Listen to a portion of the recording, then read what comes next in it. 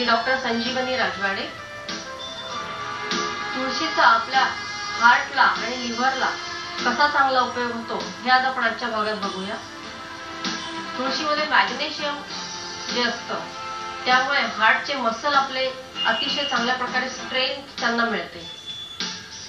त्याचबरोबर vitamin A असतं, त्याला आपण बीटा कॅरोटीन म्हणतो, जे व्हिटॅमिन ए मध्ये ट्रान्सफर होतं। तर अशा प्रकारची जी तत्व आहेत त्यामुळे हृदयाच्या आर्टरीज ह्या सुद्धा चांगल्या बळकट होतात। म्हणून हृदयाकरता तुळस ही रोज खावी।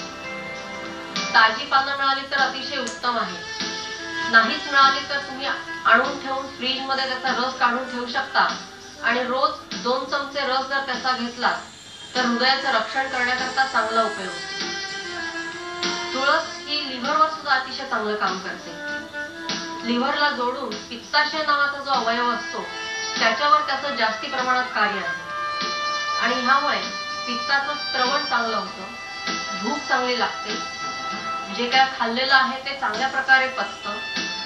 त्याचप्रमाणे ज्यांना पित्ताशयामध्ये खडे होण्याचा त्रास असतो किंवा ज्यांचं त्या खड्यांकरता ऑपरेशन झालेलं आहे अशांकरता सुद्धा रोज तुळशीचा पाला हा पाण्यात उकळून काढा करून घेणं तर श्रेयस्कर आहे, पण जर पानं तुम्हाला चावून खाता आली तर आणखीन चांगलं आहे। तुळशीचा आणखीन एक छोटासा गुणधर्म असा आहे की तुळशीची पानं ही तुम्ही जर वाटून अंगाला लावली तर स्किन तुमची हायड्रेटेड होते।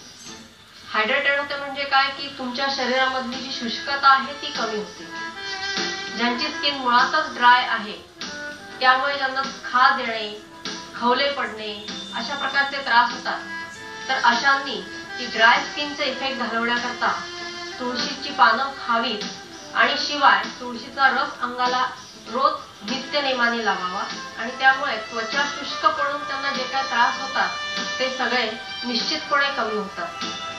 तर अशा प्रकारे तुळशीचे पाचक गुणधर्माबरोबर इतरही अनेक गुणधर्म आहेत। तेव्हा तुळस आपण रोज कुंडीत लावलेली असली तर ती वापरावी, भरपूर पानं खावीत आणि आपलं आरोग्य आपल्या हातात चांगलं राखावं। नमस्कार।